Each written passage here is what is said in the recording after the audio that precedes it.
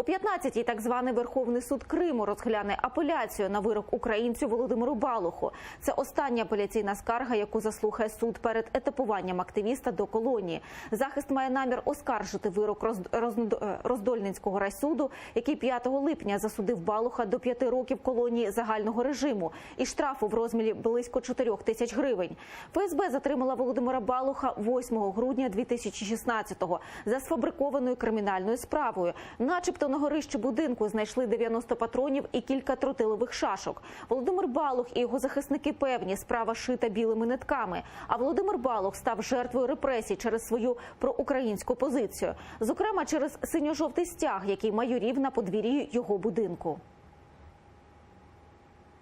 Мы рассчитываем на смягчение наказания Владимиру Балуху и зачет срока содержания Владимира Балуха под стражей и также в следственном изоляторе города Симферополя и освобождение его из зала суда в связи с отбытием срока. Мы надеемся на гуманность суда, которую Верховный суд может проявить к Владимиру Балуху. 190 днів голодує Володимир Балух у СІЗО на знак протесту проти політичних переслідувань. За його принципову позицію вже відчуває тиск навіть у слідчому ізоляторі. Про це розповів заступник голови Меджлісу Ахтем Чийгоз. За його словами, український політв'язень постійно отримує погрози від адміністрації СІЗО.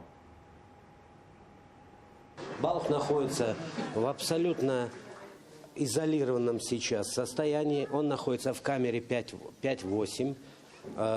Полностью заварена так называемая решка, то есть окно. И находится под камерой постоянного видеонаблюдения. Ему поступают угрозы со стороны администрации СИЗО за его позицию. Позиция у него очень публичная, и она является очень патріотичною.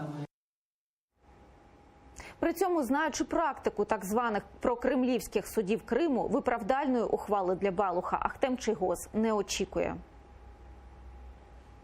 Не думаю, что будет какое-либо облегчение в так называемом апелляционном суде.